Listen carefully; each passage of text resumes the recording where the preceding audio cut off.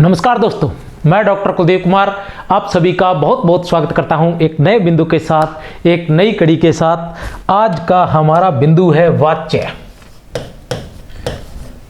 दोस्तों, मैं आपको बता देना चाहता हूं कि आज वाच्य को इस प्रकार से करवाया जाएगा कि आज के बाद फिर आपको कभी वाच्य को देखने की आवश्यकता नहीं रहेगी।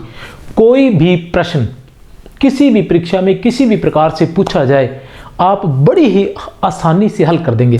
बस आपको बने रहना है मेरे साथ। मैं आपको बता देना चाहता हूं कि किस तरह से पहले मैं वाच्य के बारे में, उसकी परिभाषाएं, उसके भेदों के बारे में और उसके उदाहरणों के बारे में बताना चाहूँगा।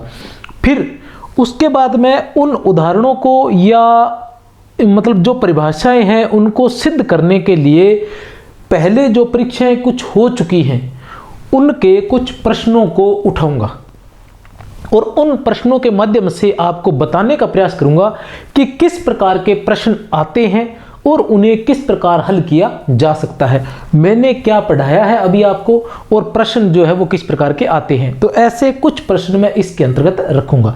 ये जो है ये वाच्य की व्याख्या रहेगी। वाच्य को हम यहाँ विस्तार से पढ़ेंगे, लेकिन इसके बाद अभी कुछ प्रश्नों के उदाहरण मैं रखूंगा भी। जैसे यूपी टेट के है, एसआई में वाच्य के प्रश्न आते हैं, पटवार में एसआई के वाच्य के प्रश्न आते हैं, रीट में आते हैं। तो उनमें जो प्रश्न आए हैं उनके उदाहरण मैं यहाँ रखूंगा और उनमें जो उदाहरण दे रखे हैं उनके माध्यम से मैं यह सिद्ध करूंगा कि किस प्रकार आप बड़ी ही आसानी से हर प्रकार का प्रश्न हल कर सकते हैं और किस प्रकार के प्रश्न आते हैं। उसके बाद जो अपनी इसके बाद की जो वीडियो रहेगी वो रहेगी वाच्य के टेस्ट की। उसमें भी अपने लगभग 20 प्रश्न लेकर आएंगे। 20 में से 5 या 7 प्रश्न, जो अंतिम 7 प्रश्न रहेंगे वो प्रश्न वो रहेंगे जो पहले की परीक्षाओं में पूछे जा चुके हैं। तो उनसे हमें यह थोड़ा सा अनुभव हो जाएगा किस प्रकार के प्रश्न पूछे जाते हैं। तो चलो शुरू करते हैं क्लास।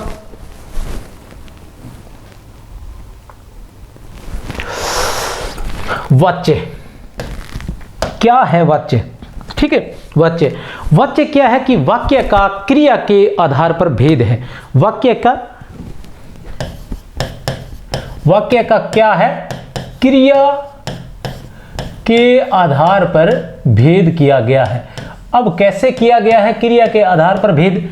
तो इसको भी मैं बड़ी आसानी से आपको समझाने का प्रयास करूंगा कि वाच्य क्या है। पहली बात तो ये कि वाच्य को हमने पढ़ना किस प्रकार से है। वाच्य क्या रहता है कि जब भी प्रश्न पूछे जाएंगे तो वाक्य दिया जाएगा और पूछा जाएगा कि इसमें कौन सा वाच्य है। सीधी सी बात है, क्या दिया जाएगा? वाक्य दिया जाएगा। हमें क्या करना है? हमने उस वाक्य को पहचानना है कि वो उसमें कौन सा वाच्य है, उसमें कौन सा वाच्य है, इस बात को उसमें पहचानना है हमें। या फिर प्रश्न किस प्रकार का आएगा?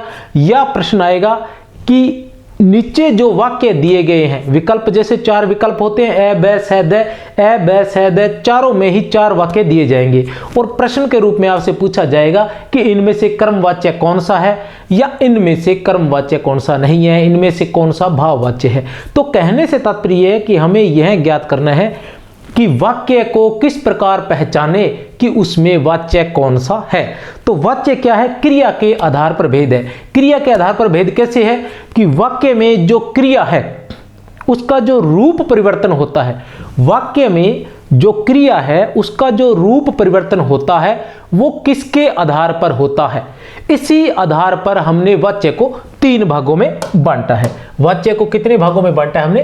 3 भागों में। कौन कौन से 3 भाग हैं? पहला है हमारे पास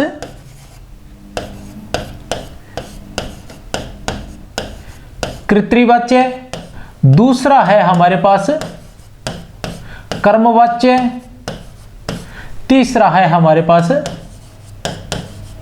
भाववाच्य। अब कैसे इनके बारे में अलग अलग बता देना चाहता हूं। कर्तृवाच्य से तात्पर्य यह है कि क्रिया जो जिस वाक्य में, किसी वाक्य में अगर क्रिया का प्रयोग किया गया है वो अगर कर्ता के अनुसार है तो क्या रहेगा?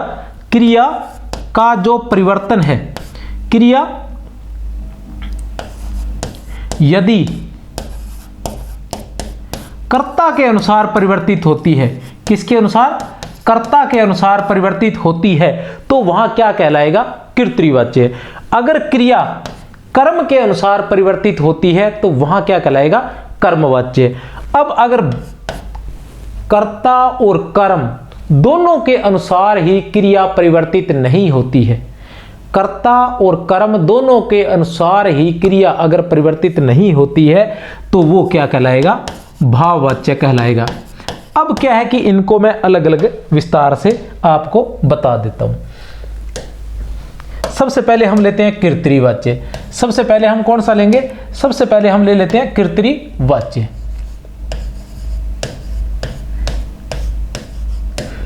अब कर्तृवाच्य क्या होता है, तीन वाच्य मैंने बता दिए।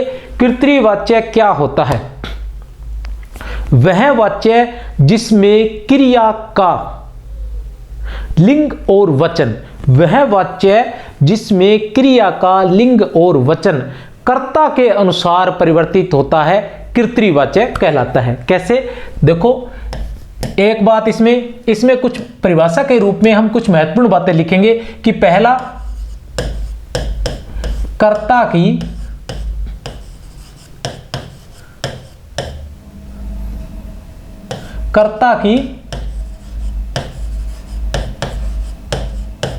प्रधानता रहती है। ठीक है, कर्तृवाच्य में क्या होता है, कर्ता की प्रधानता रहती है। दूसरा इसमें क्या है,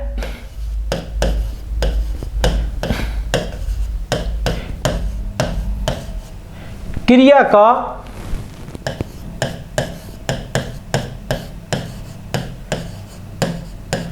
लिंग व वचन, क्रिया का लिंग व वचन कर्ता के अनुसार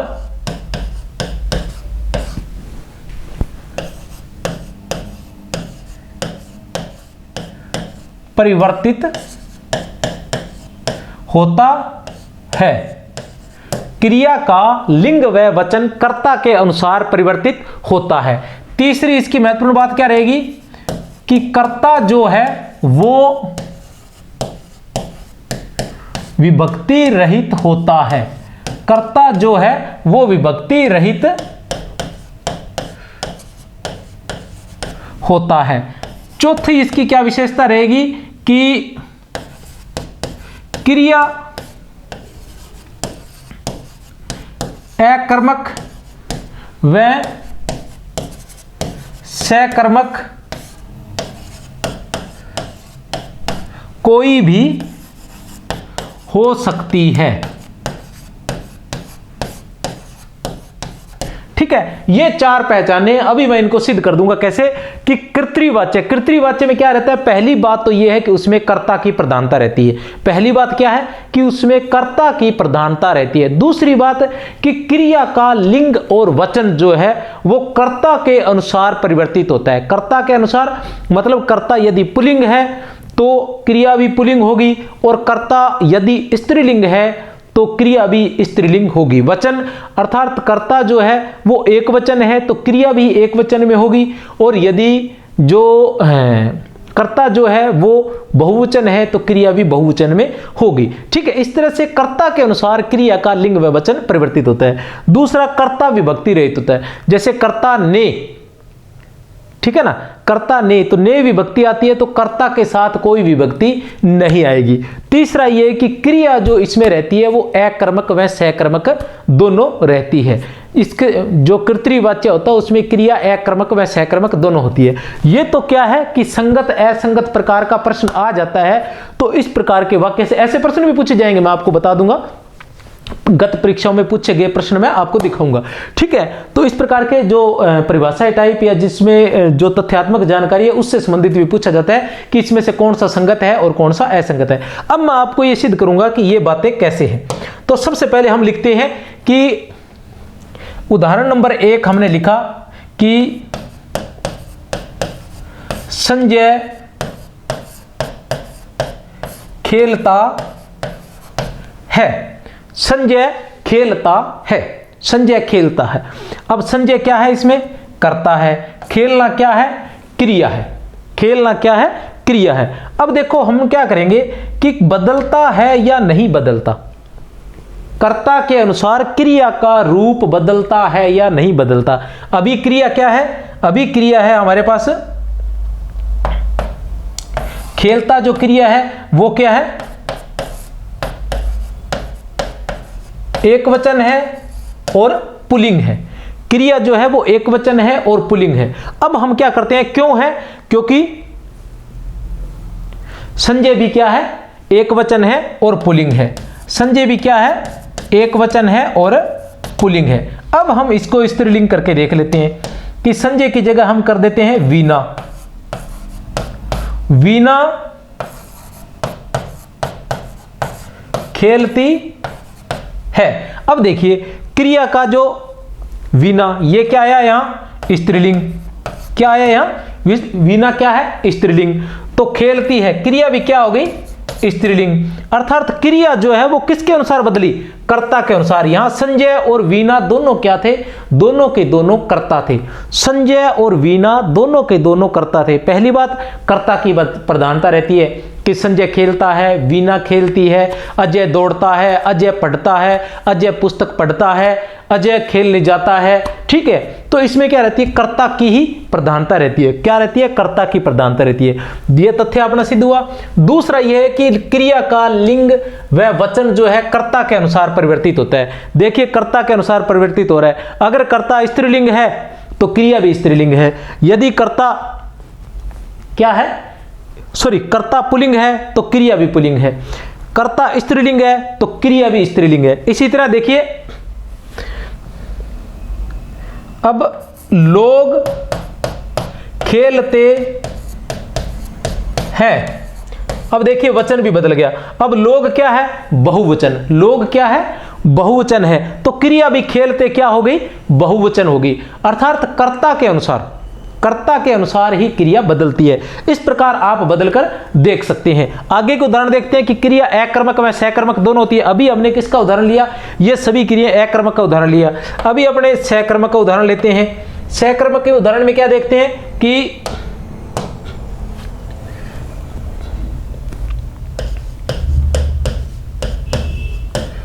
संजना पुस्तक पढ़ती है। संजना पुस्तक पढ़ती है। अब संजना के स्थान पर हम ये कर ले कि विजय पुस्तक पढ़ता है। अब देखो बदल गई ना क्रिया। यहां पढ़ती है, क्रिया क्या थी, स्त्रीलिंग थी, क्योंकि कर्ता भी स्त्रीलिंग है। ठीक है, ये है कर्ता और ये है क्रिया और ये है कर्म। ये है कर्ता, ये है कर्म और ये है क्रिया। अब देखते हैं कर्ता क्या थी, संजना स्त्रीलिंग थी और क्रिया भी क्या रही, स्त्रीलिंग। कर्ता हमने बदल के देख लिया विजय, कर्ता हमने क्या कर दिया पुल्लिंग, तो क्रिया भी क्या हो गई, पुल्लिंग हो गई। मतलब कर्ता के साथ बदली है। अगर कर्ता के साथ बदलती है तो क्या कहलाता है, वहां कर्तृवाच्य कहलाता है। अब हम इसको और एक बार देखते हैं कि कर्म बदल कर देख लेते हैं कि कर्म के अनुसार बदलती है कि नहीं। पुस्तक क्या है, स्त्रीलिंग है। हम क्या करते हैं कि विजय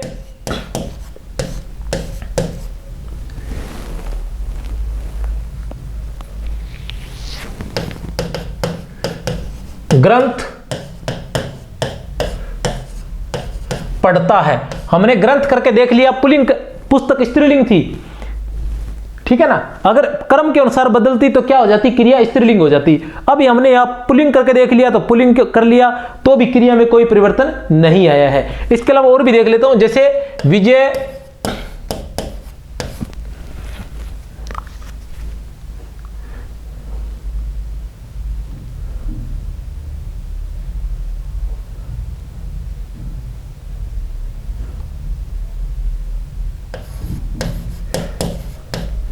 दवाई पीता है। ठीक है, विजय दवाई पीता है, दवाई स्त्रीलिंग है। अब विजय की जगह अगर तुम कहो कि राधा दवाई पीती है, अब देखिए ये फिर बदल गया। तो जहां कर्ता के अनुसार बदलेगी, जहां कर्ता के अनुसार क्रिया बदलेगी वहां क्या रहेगा, कर्तृवाच्य रहेगा। जहां कर्ता के अनुसार क्रिया बदलेगी वहां कर्तृवाच्य रहेगा। अब क्या है, ये क्रिया क्या है, सकर्मक क्रिया, ये कर्म है। कर्म को भी हमने बदल के देख लिया, लेकिन कर्म के अनुसार यहां क्रिया नहीं बदल रही है। अब क्या होता है, मैंने एक बात और कही थी कि कर्ता के साथ ने विभक्ति का प्रयोग नहीं होता है। अब देखो किसी में भी संजना, विजय, अजय, पीछे भी उदाहरण दिए, किसी में भी विभक्ति का प्रयोग नहीं हुआ। अगर विभक्ति का प्रयोग होता है तो वो क्या हो जाती है, तो वो सहकर्मक हो जाएगी। कैसे, इसका भी उदाहरण देते हैं, वैसे बाकी सहकर्मक में देखेंगे। ठीक है, अब देखो समझाने के लिए इसको भी, राजेश ने, देखो विभक्ति का प्रयोग हो गया है, राजेश ने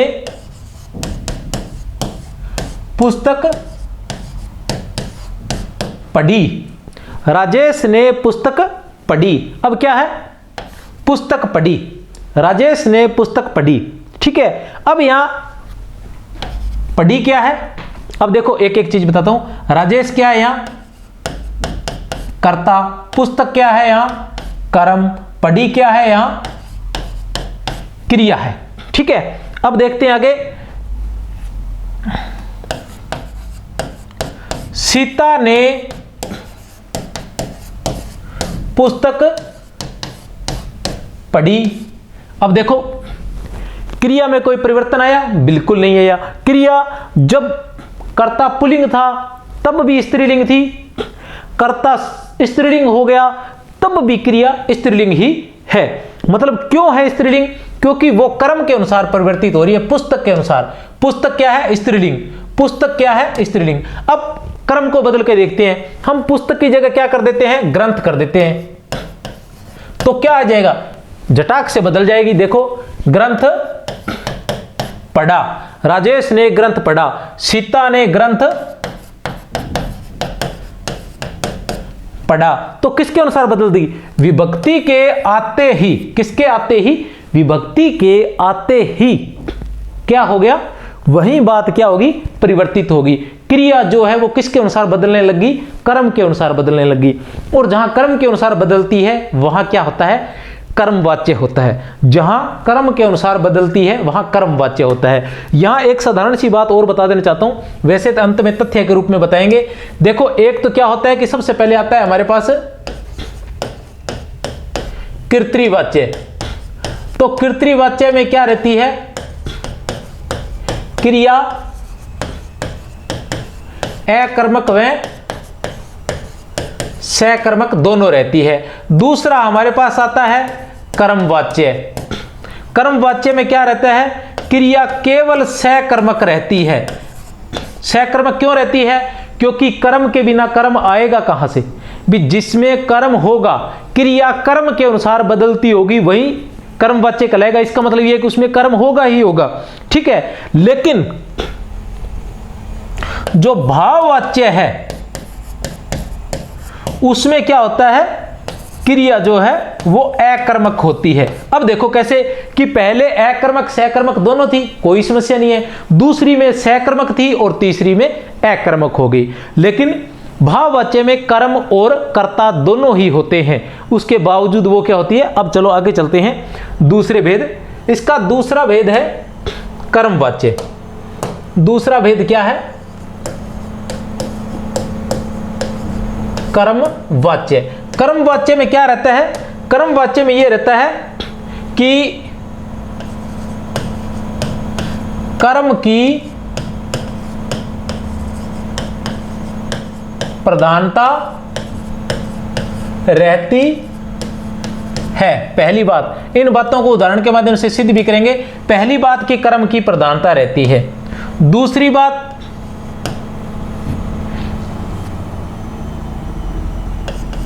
कर्ता के साथ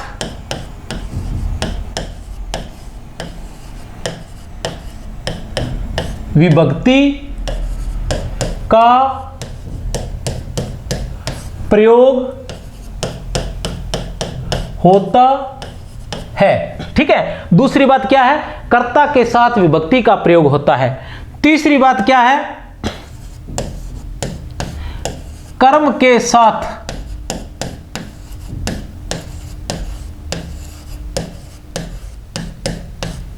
विभक्ति का प्रयोग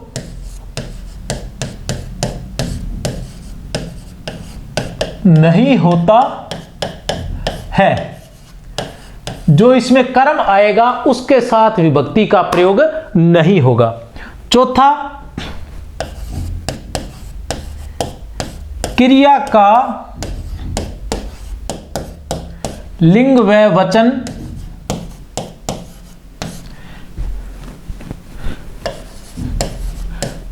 कर्म के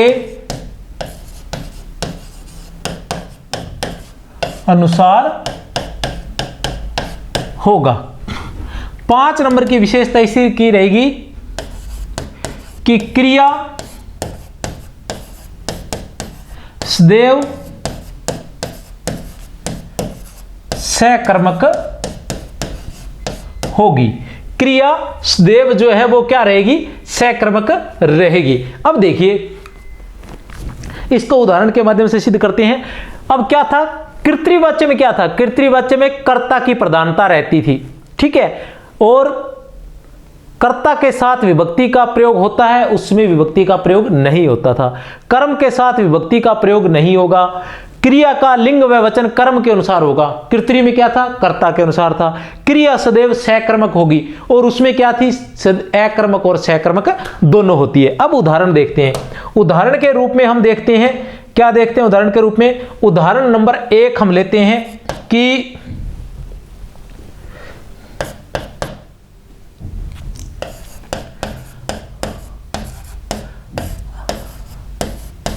राजेश ने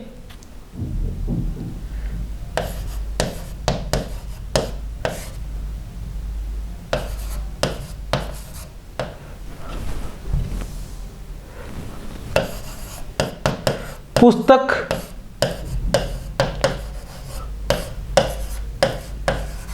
पढ़नी है। राजेश ने पुस्तक पढ़नी है। अब देखते हैं इसमें क्या है? राजेश क्या है? कर्ता। पुस्तक क्या है? कर्म। और पढ़ना क्या है? क्रिया। राजेश क्या है? कर्ता। पुस्तक क्या है? कर्म है। और पढ़ना क्या है? क्रिया है। अब ये क्या है? राजेश क्या है? यहां पुल्लिंग है। पुस्तक क्या है? यहां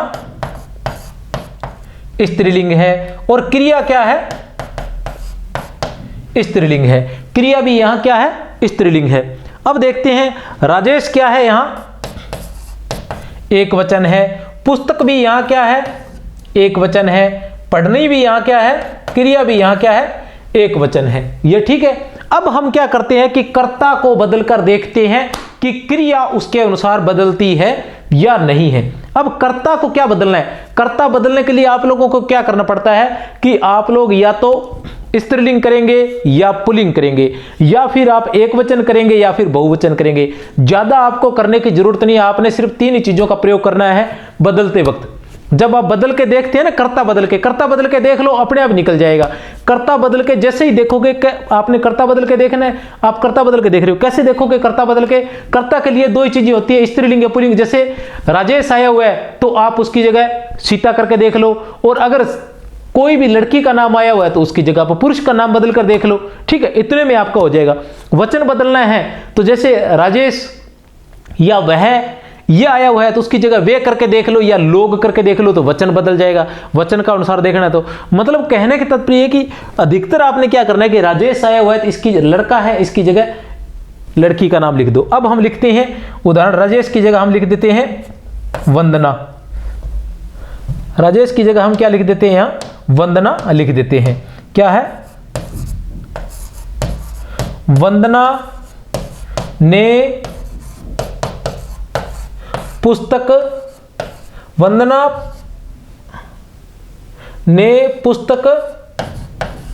पढ़नी है। अब देखो राजेश की जगह हमने वंदना कर दिया तो भी क्रिया में कोई परिवर्तन नहीं आया।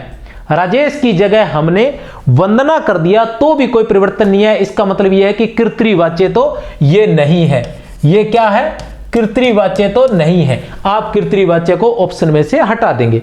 अब आप देखते हैं, अब आपके पास 2 बचते हैं कि ये कर्मवाच्य है या भाववाच्य है। अब आप इसकी क्या करोगे इसका क्या करोगे, इसमें आप कर्म को बदल कर देखिए। कर्म को बदल कर देखना है। हमने क्या किया था, पहला उदाहरण था हमारा, राजेश ने पुस्तक पढ़नी है। अब इसको हमने क्या किया था, सीता ने पुस्तक पढ़नी है करके देखा, नहीं हुआ। अब हम इसमें क्या करेंगे, कर्म बदल कर देखेंगे। राजेश ने पुस्तक स्त्रीलिंग है, इसकी जगह हम पुल्लिंग कर देते हैं। राजेश ने ग्रंथ पढ़ना है। राजेश ने ग्रंथ पढ़ना है। अब इसमें क्या है, पहले बता चुका हूं, राजेश क्या था, कर्ता, ग्रंथ क्या है, कर्म, पढ़ना क्या है, क्रिया। आपने देखा कि जैसे ही मैंने, पुस्तक क्या थी, स्त्रीलिंग, तो क्रिया भी क्या आ रही थी, स्त्रीलिंग ही आ रही थी। जैसे ही मैंने कर्म को, पुस्तक क्या है, कर्म है, कर्म क्या था, स्त्रीलिंग था, तो क्रिया भी स्त्रीलिंग आ रही थी। यहां मैंने कर्म को बदल दिया, क्या कर दिया, पुल्लिंग कर दिया, तो क्रिया भी पुल्लिंग हो गई। तो आपको यह बात ध्यान रखनी है कि क्रिया जो है वो किसके अनुसार बदल रही है। अब यहां किसके अनुसार बदल रही थी, कर्म के अनुसार, तो यहां कौन सा हो गया, कर्मवाच्य हो गया। कौन सा हो गया, कर्मवाच्य हो गया। तो ये आपका उत्तर आ जाएगा। आप इससे पहचान लेंगे कि कौन सा वाक्य है, कर्मवाच्य है या भाववाच्य है या कर्तृवाच्य है। अब इसमें देखो, कई बात, एक बात तो अपने जो पढ़ी थी कि क्रिया का लिंग और वचन किसके अनुसार बदलता है, कर्म के अनुसार। किसके अनुसार बदला, कर्म के अनुसार। हमारा पहला तथ्य सिद्ध हो गया। ठीक है, अभी देख लेते हैं हम। कर्म की प्रधानता रहती है। हमने देखी, राजेश ने पुस्तक पढ़नी है, पुस्तक, यहां कर्म की प्रधानता है। कर्ता के साथ विभक्ति का प्रयोग होता है। देखिए, ने विभक्ति का प्रयोग हो रहा है। आप जितने भी उदाहरण देखेंगे सभी में विभक्ति का प्रयोग होगा ही होगा। उसके बाद आता है कर्म के साथ विभक्ति का प्रयोग नहीं होता। देखिए, पुस्तक है, जो क्या बोलते हैं उसको, कर्म है, उसके साथ विभक्ति का प्रयोग नहीं होता है। यह बात ध्यान रखनी है, अपने भी नहीं किया है। उसके बाद क्रिया का लिंग व वचन कर्म के अनुसार बदलता है। यह अपने सिद्ध कर दिया, किसके अनुसार बदलता है, कर्म के अनुसार बदलता है। क्रिया सदैव सहकर्मक होती है, बिल्कुल सहकर्मक होती है। पुस्तक जो क्या है, कर्म है, और बिना कर्म के बिना बदलेगी कैसे, सदैव सहकर्मक ही रहेगी।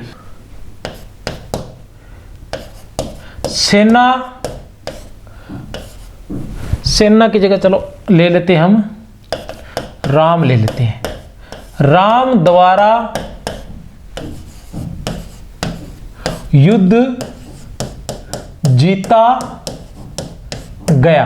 क्या उदाहरण लिया हमने, राम द्वारा युद्ध जीता गया। अब राम की जगह आप सीता करके देख लो। सीता द्वारा युद्ध जीता गया। कर्तृवाच्य को बाहर निकालना तो बड़ा ही आसान है।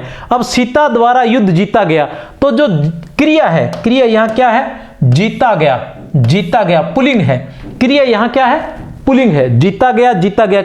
पुल्लिंग स्त्रीलिंग नहीं भी पता चलता, वैसे तो पता चल जाता है, नहीं भी चलता, कहीं कोई ऐसी क्रिया आ जाती है या कोई कर्म आ जाता है जिसके बारे में आपको ध्यान नहीं रहता कि स्त्रीलिंग पुल्लिंग है, तो भी कोई समस्या नहीं है, परिवर्तन तो दिख ही जाता है ना। आपने राम की जगह सीता कर दिया, लेकिन यहां क्रिया जो है वो जीता गया ही रही। इसका मतलब कर्तृवाच्य तो यहां नहीं है। क्या है, कर्तृवाच्य तो यहां नहीं है। अब देखते हैं, अब हम क्या करते हैं कि युद्ध क्या है, कर्म है यहां। अब कर्म को बदल कर देखते हैं, भी कर्म से बदल जाती है क्रिया फिर तो ठीक है, अगर नहीं बदलती है तो फिर भाववाच्य में चली जाएगी। अब देखते हैं,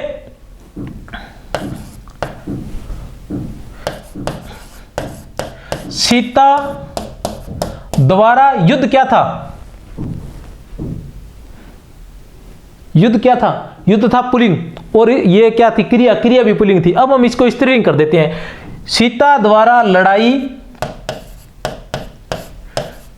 जीती गई।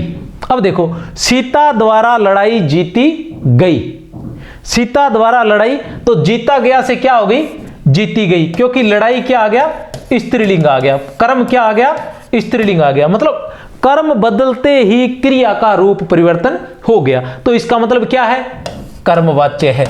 इसका मतलब क्या है, ये क्या है, कर्मवाच्य है। ठीक है, अब देखते हैं इसी तरह का एक उदाहरण और देखते हैं।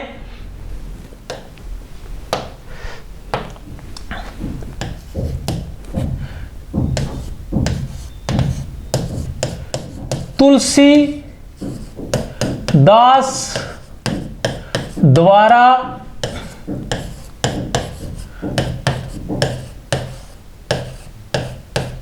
रामचरित मानस की रचना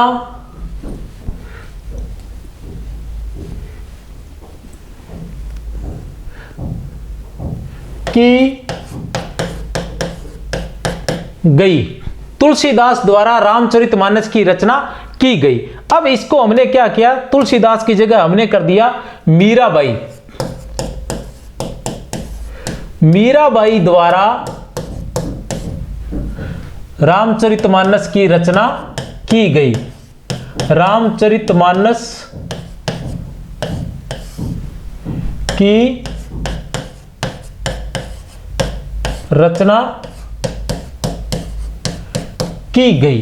अब देखो रचना की गई क्या है, रचना की गई। रचना करना क्या है, क्रिया है, लेकिन रचना की गई, यहां भी रचना की गई, यहां भी रचना की गई। यहां हमने कर्ता को बदल दिया, कर्ता को बदल दिया, लेकिन फिर भी क्रिया नहीं बदली। इसका मतलब क्या है, कर्तृवाच्य तो नहीं है, कर्तृवाच्य तो यहां नहीं है, क्योंकि जहां कर्तृवाच्य होगा वहां क्रिया कर्ता के अनुसार बदल जाएगी। स्त्रीलिंग आएगा तो स्त्रीलिंग हो जाएगा, पुल्लिंग आएगी तो पुल्लिंग हो जाएगी। अब देखते हैं हम यहां क्या है, कर्म। कर्म क्या है, रामचरितमानस है। अब हम कर्म बदल कर देखते हैं। और रामचरितमानस क्या है, की गई। रामचरितमानस क्या है, पुस्तक है। पुस्तक क्या है,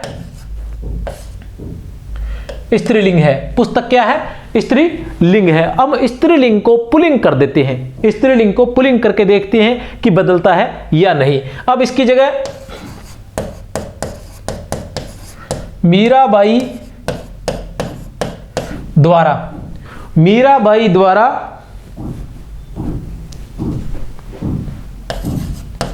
घर की, मीराबाई द्वारा घर बनाया गया। तो गई का क्या हो गया, गया। गई का क्या हो गया, गया। इसके बदलते ही जो आगे की क्रिया का रूप था वो बदल गया। तो हमें यह बात ध्यान रखनी है कि किसके अनुसार, कर्म के अनुसार बदलता है या इसके अनुसार। अब हम देखते हैं भाववाच्य, इसके बाद हम आएंगे भाववाच्य पर। भाववाच्य की बात करते हैं।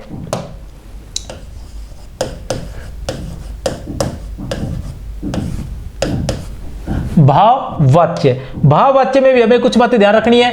पहली बात यह है कि भाव की प्रधानता रहती है।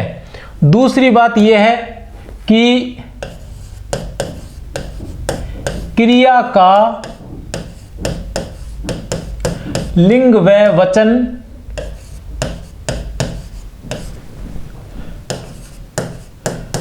कर्ता व कर्म दोनों के अनुसार ही नहीं बदलता। क्रिया का लिंग व वचन कर्ता व कर्म दोनों के अनुसार ही नहीं बदलता।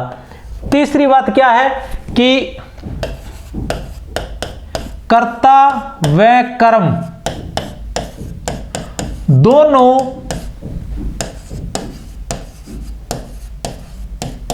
विभक्ति सहित होंगे। कर्ता व कर्म जो है वो दोनों के दोनों क्या रहेंगे, दोनों के दोनों विभक्ति सहित रहेंगे। चौथा जो है क्रिया सदैव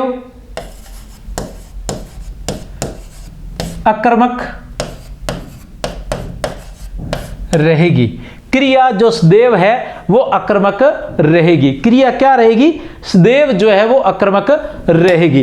अब देखते हैं कि भाव की प्रधानता। पहली बात तो यह है कि जो भी वाक्य आएगा उसमें भाव की प्रधानता रहेगी। क्रिया का लिंग व वचन, कर्ता व कर्म दोनों के अनुसार ही नहीं बदलेगा। इस तथ्य की अपने सिद्धि करते हैं।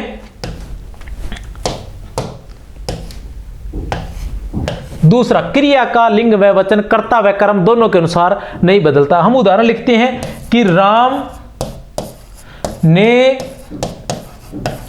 रावण को मारा। राम ने रावण को मारा। राम ने रावण को मारा। कर्ता व कर्म दोनों विभक्ति सहित होंगे। देखिए, कर्ता व कर्म दोनों विभक्ति सहित होंगे। कर्ता भी विभक्ति सहित है और कर्म भी विभक्ति सहित है। कर्ता भी विभक्ति सहित है और कर्म भी विभक्ति सहित है। देख लीजिए, राम क्या है? कर्ता। रावण क्या है? कर्म। कर्ता के साथ ने विभक्ति और कर्म के साथ को विभक्ति, दोनों विभक्ति सहित है। तो यह बात हमारी सिद्ध हो गई। अब क्या है कि ऊपर क्या लिखा है? क्रिया का लिंग व वचन कर्ता व कर्म दोनों के अनुसार ही नहीं बदलता। हम पहले क्या बदलते हैं? कर्ता को बदल कर देखते हैं, कोई फर्क पड़ता है क्या क्रिया के? क्रिया हमारे पास क्या है? मारा। मारना जो है वो हमारे पास क्रिया है। अब राम की जगह हम सीता करके देखते हैं। सीता ने रावण को मारा। अब हमें पता चल गया कि कर्तृवाच्य तो नहीं है। हमने कर्ता बदल कर देख लिया, कर्तृवाच्य तो नहीं है। अब हम क्या करेंगे कि कर्म भी बदल कर देखेंगे। कर्म बदलेंगे तो क्या करेंगे? राम ने ताड़का को मारा। अब हमने क्या कर दिया? रावण की जगह ताड़का कर दिया। कर्म को भी बदल दिया। कर्म क्या था? पहले रावण था, उसको हमने क्या कर दिया? ताड़का कर दिया। लेकिन फिर भी क्रिया जो है वो नहीं बदली। क्रिया जब राम कर्ता स्त्रीलिंग, राम जब पुल्लिंग था तब भी क्रिया मारा थी। फिर कर्ता जब स्त्रीलिंग था तब भी क्रिया मारा ही थी। फिर हम बात करते हैं कर्म की। कर्म जब पुल्लिंग था तब भी क्रिया मारा थी, और स्त्रीलिंग हुई कर्म तब भी क्या हुआ? क्रिया मारा रही। अर्थात कर्म, कर्ता और कर्म दोनों को बदलकर हमने देख लिया, लेकिन जो क्रिया है उसमें किसी प्रकार का परिवर्तन नहीं आया। अर्थात क्रिया का लिंग व वचन कर्ता व कर्म दोनों के अनुसार ही जब नहीं बदलता तो वहां क्या होता है? वहां होता है भाववाच्य। वहां क्या होता है? भाववाच्य होता है। जैसे राम ने रावण को मारा, राम ने रावण को मारा, राम ने ताड़का को मारा, तो यहां क्या रहता है? भाववाच्य रहता है। भाववाच्य में नहीं का और होने का भाव दोनों रहते हैं। एक उदाहरण और बता देता हूं। उदाहरण की बात करते हैं तो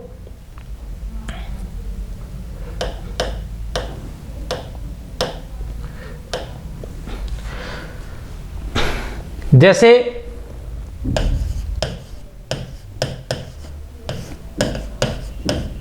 अच्छा, वो अपवाद है। राम ने रावण को मारा, वो अपवाद है। वैसे अधिकतर क्रियाएं इसमें जो पूछी जाएंगी वो अधिकतर क्रियाएं कौन सी रहेंगी?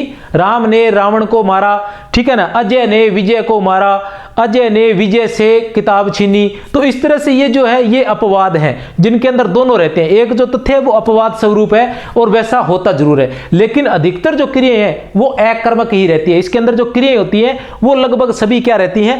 अकर्मक ही रहती हैं। अब जैसे क्या है? विजय से चला नहीं जाता। विजय से चला नहीं जाता। अब देखो इसमें कोई कर्म नहीं है। अधिकतर क्रियाएं और जो पूछे जाएंगे वाक्य वो अधिकतर क्या होंगे? कर्म रहित ही होंगे। विजय से चला नहीं जाता। अब विजय की जगह यहां करो कि संजना से चला नहीं जाता। कोई फर्क पड़ रहा है? कोई फर्क नहीं पड़ रहा। विजय से चला नहीं जाता या संजना से चला नहीं जाता, कर्म के अनुसार, कर्ता के अनुसार कोई फर्क नहीं पड़ रहा क्रिया पर। क्रिया क्या है? चला नहीं जाता, चला नहीं जाता। तो यहां क्या है? भाववाच्य। यहां क्या रहेगा? अकर्मक क्रिया है, यहां भाववाच्य रहेगा, क्योंकि कर्म तो है ही नहीं, तो कर्मवाच्य की तो कोई समस्या नहीं आती। अब देखो बड़ी आसानी से ऐसे ही वाक्य उसके अंदर पूछे जाते हैं। जैसे चला नहीं जाता, क्या चला नहीं जाता? चलना भी क्रिया है और जाता भी क्रिया है, कर्म की यहां है ही नहीं कर्म, ठीक है ना। इसी प्रकार के वृद्धा से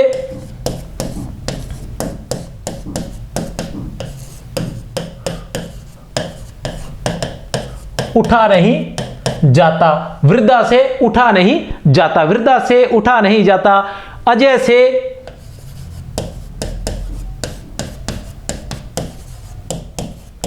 खेला नहीं जाता। ठीक है, इस प्रकार के प्रश्न रहेंगे। अब मैं कुछ प्रश्नों के माध्यम से कुछ नए उदाहरण हैं, जैसे अधिकतर क्या है कि कुछ किताबों में यह भी लिखा हुआ है कि यह जो होती है सदैव अन्य पुरुष में होता है, यह जो होता है भाववाच्य जो होती है वो सदैव अन्य पुरुष में होती है। जैसे विजय से चला नहीं जाता, संजना से खेला नहीं जाता, वृद्धा से उठा नहीं जाता, राम से बोला नहीं जाता, ठीक है ना, उससे दौड़ा नहीं जाता। तो इस तरह से अन्य पुरुष में रहती है। लेकिन कुछ ऐसे उदाहरण भी आए हैं प्रश्नों में, गत वर्षों के कुछ जो परीक्षा रही है उनमें ऐसे उदाहरण भी आए हैं, उनमें क्या हुआ है, मध्यम पुरुष का और उत्तम पुरुष का भी प्रयोग हुआ है अन्य पुरुष की जगह। जैसे मुझसे खेला नहीं जाता, खेला नहीं जाता। तो इससे पुरुष से कोई फर्क पड़ने वाला नहीं है, सिर्फ आपने कर्ता ही देखना है, क्योंकि कर्म तो होता ही नहीं है। मुझसे खेला नहीं जाता, मुझसे खेला नहीं जाता। अब मुझसे की जगह आप ऐसे कर लो कि राम से खेला नहीं जाता, फिर लिखो कि सीता से खेला नहीं जाता। तो इस तरह से मुझसे खेला नहीं जाता, तुमसे खेला नहीं जाता, उससे खेला नहीं जाता। तो इन शब्दों का प्रयोग भी आप कर सकते हो, मतलब उत्तम पुरुष, मध्यम पुरुष और अन्य पुरुष का भी आप प्रयोग कर सकते हो। किसमें? भाववाच्य में। अब भाववाच्य के कुछ उदाहरण बताता हूं जिनके माध्यम से आप आसानी से और इसको समझ पाओगे। उसके बाद इसका टेस्ट होगा। मुझसे उठा नहीं जाता वाक्य में वाच्य है, मुझसे उठा नहीं जाता। ये देखिए यूपी टेट में ये आ चुका है। ये क्या है? यूपी टेट में प्रश्न पूछा जा चुका है कि मुझसे उठा नहीं जाता वाक्य में वाच्य है। तो वाक्य में कौन सा वाच्य है? भाववाच्य। उत्तर है भाववाच्य। इसका उत्तर क्या है? स भाववाच्य। कैसे है भाववाच्य? मैं बता ही चुका हूं कि मुझसे उठा नहीं जाता। अब मुझसे की जगह आप लोग क्या कर सकते हो? कर्म इसके अंदर नहीं है, कोई भी देख लो, कर्म नहीं है इसमें। कर्म नहीं है तो कर्मवाच्य तो है ही नहीं, पहले ही कट गया। अब कर्तृवाच्य कोई नहीं, कोई नहीं को भी काट दो। पीछे क्या कर्तृवाच्य भाववाच्य बचा है। अब कर्तृवाच्य को करके देख लो, कर्तृवाच्य करके देखो कि मुझसे उठा नहीं जाता। मुझसे की जगह आप राम लगा लो, राम से उठा नहीं जाता। ठीक है, सीता से उठा नहीं जाता, एक ही बात है। हमने कर्ता को बदलकर देख लिया, उससे उठा नहीं जाता, तुझसे उठा नहीं जाता, इससे उठा नहीं जाता। ठीक है, तो कोई भी लगाकर देख लो, आपने कर्ता बदलकर देख लिया लेकिन फिर भी क्रिया का रूप नहीं बदला तो कर्तृवाच्य भी नहीं है। पीछे बच्चा हमारे पास भाववाच्य, उत्तर हमारा रहेगा भाववाच्य। अब क्या है कि एक प्रकार का प्रश्न, एक प्रश्नों का और भी प्रकार है जो परीक्षा में पूछा जा चुका है, शायद एसआई की परीक्षा में पूछा है, मैं लिखना भूल गया। ये प्रश्न मैंने इसलिए लिखा था, मतलब पुराने प्रश्नों में से उतार कर ही लिखा है। वैसे पुराने प्रश्नों का मैं अलग से टेस्ट लेने वाला हूं, लेकिन एक बार ये प्रश्न मैंने अभी लिखा है। ये भी किसी परीक्षा में एसआई की में या फिर तृतीय श्रेणी अध्यापक में पूछा जा चुका है। किस प्रकार का प्रश्न है कि क्या वे लिखेंगे वाक्य को भाववाच्य में बदलिए। क्या वे लिखेंगे वाक्य को भाववाच्य में बदलिए। ये तीन ही प्रकार के प्रश्न बता रहा हूं, तीनों प्रकार के प्रश्न इसमें आएंगे। तीन प्रकार के प्रश्न बता रहा हूं, तीनों प्रकार के प्रश्न वाच्य में पूछे जाते हैं। क्या वे लिखेंगे वाक्य को भाववाच्य में बदलिए। क्या वे लिखेंगे वाक्य को भाववाच्य में बदलिए। अब जब आपने इतनी तैयारी की है, इतना मैंने मत्था मारा है, तो आप देखिए क्या वे लिखेंगे, इसको आप किस में बदल कर देखिए। इसको पहले देखिए कि वाक्य कौन सा है। इसको क्या वे लिखेंगे, इसमें कर्ता कौन है? वे। तो कर्ता को बदल कर देखिए, कर्ता को बदल कर देखिए कि फर्क पड़, ये वाक्य कौन सा है। तो क्या वे लिखेंगे, तो क्या राम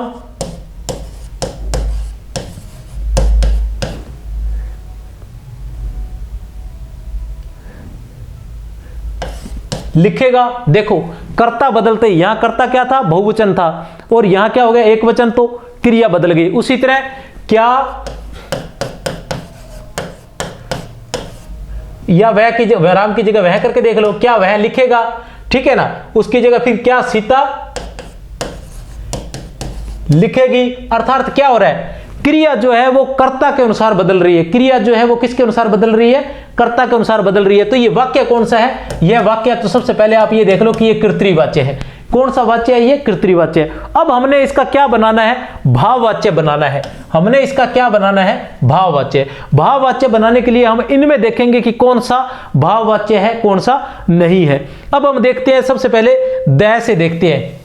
क्या वे लिख सकेंगे? क्या है? वह। ये क्या है? कर्ता है। इसको बदल कर देखो, क्या राम लिख सकेगा? क्या राम लिख सकेगा? सकेंगे से सकेगा आ गया। फिर देखो, क्या सीता लिख सकेगी? सकेंगे से सकेगी आ गया। ठीक है ना, मतलब क्रिया परिवर्तन हो रही है किसके अनुसार? कर्ता के अनुसार। तो इसमें तो कौन सा है? कृतवाच्य है। इसमें कौन सा है? कृतवाच्य है। तो ये तो हमारा नहीं है। दूसरा देखते हैं, क्या वह लिखेगा? कौन है कर्ता? वह। तो इसको भी देख ले, क्या सीता लिखेगी? देखो, वह क्या है? कर्ता। कर्ता को हमने बदला, वह की जगह हमने सीता कर दिया, या वह की जगह सर्वनाम की जगह आप अगर सर्वनाम करना चाहो तो ये देख लो, ये एक वचन है, ये बहुवचन करके देख लो, क्या वे लिखेंगे? बदल गया ना, क्रिया बदल रही है किसके अनुसार? कर्ता के अनुसार। तो ये भी क्या हमारा नहीं है, ये भी क्या है? कृतवाच्य है। ये भी क्या है? कृतवाच्य है। अब देखो 2 नंबर, 2 नंबर में वे आया है। अब इसको वे को बदल के देखो, क्या वह लिख सकता है? देखो, सकते हैं से सकता है आ गया, मतलब क्रिया में परिवर्तन हो गया किसके अनुसार? कर्ता बदलते ही, क्योंकि वे लिख सकते हैं। क्या वे लिख सकते हैं? वे कौन है? लिखने वाला कर्ता यहां कौन है? वे अर्थात बहुवचन है, लेकिन बहुवचन की जगह एक वचन करते ही क्रिया बदल गई किसके अनुसार? कर्ता के अनुसार। अब कर्ता के अनुसार क्रिया बदलेगी तो ये भी क्या हो गया हमारे पास? कृतवाच्य। ये पहले परीक्षा में पूछा जा चुका है, इसी प्रकार के प्रश्न पूछे जाएंगे। ये 3 ही टाइप है, अधिकतर 4 टाइप टोटल। ठीक है, चारों टाइप मैं आपको बता रहा हूं। ठीक है, फिर है, क्या उनसे लिखा जाएगा? क्या उनसे लिखा जाएगा? इसको देखो, क्या राम से लिखा जाएगा? क्या सीता से लिखा जाएगा? क्या तुमसे लिखा जाएगा? देखो, मैंने कर्ता को बदल कर देख लिया, राम करके देख लिया, सीता करके देख लिया, तुमसे करके देख लिया, लेकिन क्रिया वो की वही रही, लिखा जाएगा, लिखा जाएगा, लिखा जाएगा। कर्म यहां है नहीं। तो क्या है?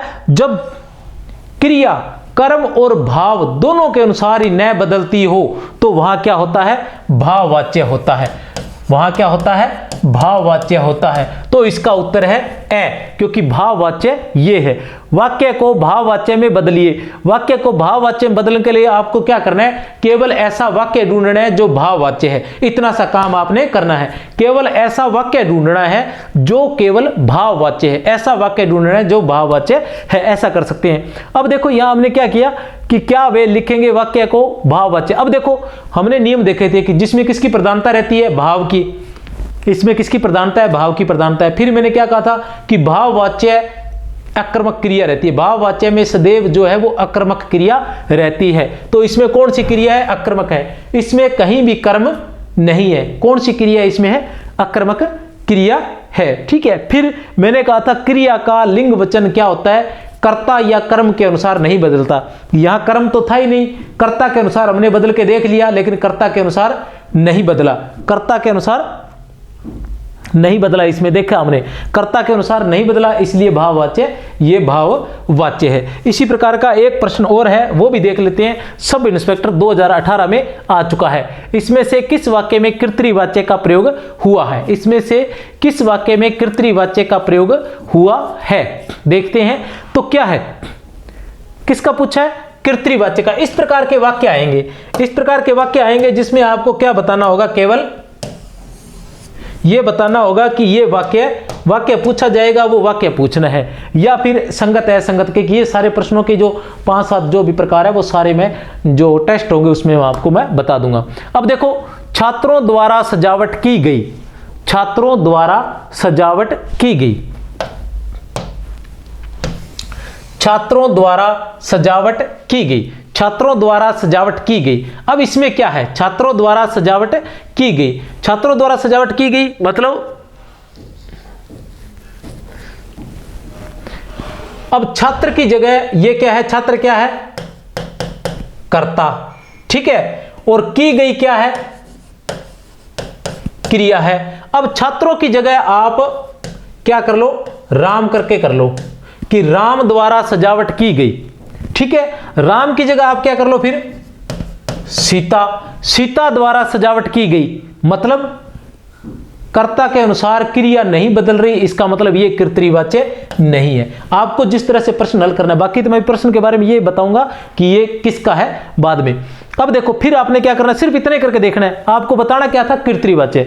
अब इसमें क्या है, मजदूर से दर्द के कारण उठा नहीं गया, यहां क्या है, मजदूर है, मजदूर की जगह आप फिर क्या कर लो, राम कर लो, राम से दर्द के कारण उठा नहीं गया।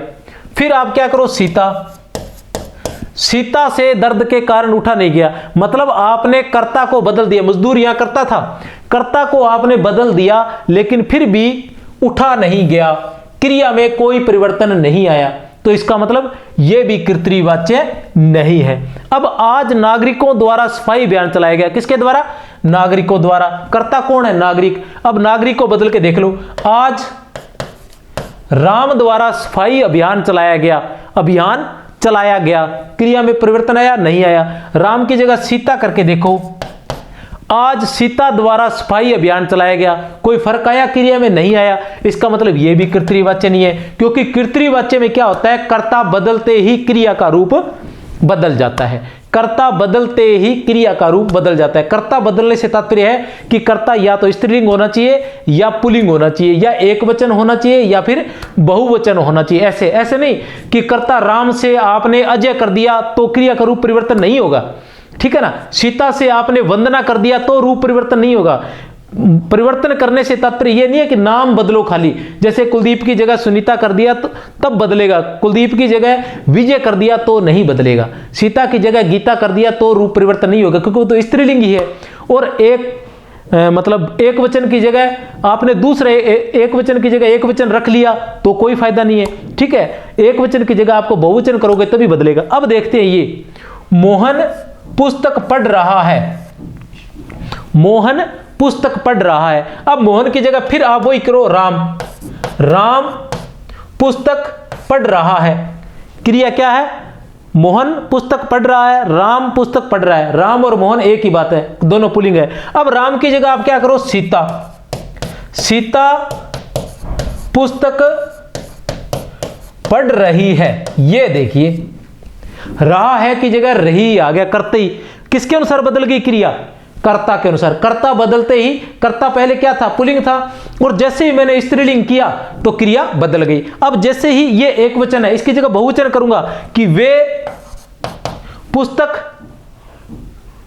पढ़ते हैं, वे पुस्तक पढ़ रहे हैं, तो क्या हो गया, बहुवचन हो गया ना, वे पुस्तक पढ़ रहे हैं। एक वचन की जगह बहुवचन करते ही क्रिया फिर बदल गई। तो मतलब एक वचन होगा तो एक वचन के अनुसार बदलेगी, बहुवचन होगा तो बहुवचन के अनुसार, स्त्रीलिंग होगा तो स्त्रीलिंग के अनुसार क्रिया रहेगी, पुल्लिंग होगा तो पुल्लिंग के अनुसार बदलेगी। मतलब प्रत्येक जगह वो क्रिया बदलेगी कर्ता के अनुसार। अगर कर्ता के अनुसार बदलेगी तो वहां क्या होगा, कर्तृवाच्य। तो हमारा उत्तर क्या है, द। हमारा उत्तर क्या रहेगा, द रहेगा। इस तरह से आप प्रश्नों को उत्तर दे सकते हैं। और इस वाच्य के बाद हम वाच्य का एक शानदार सा टेस्ट लेने जा रहे हैं, जिसमें पहले की परीक्षाओं में पूछे गए जितने भी प्रकार के प्रश्न पूछे गए हैं उनमें से सभी प्रकार के 1 या 2 प्रश्न हमने लिए हैं। उसके आधार पर आप देख सकते हो कि आपकी परीक्षा में, क्योंकि वैसा ही रिपीट होते हैं प्रश्न वे के वे ही। और अगर क्लास अच्छी लगी हो तो शेयर कर देना, लाइक कर देना। और जय हिंद, जय भारत, सफलताएं आपके कदम चूमे। हमारी बहुत बहुत शुभकामनाएं हैं, बहुत बहुत शुभकामनाएं।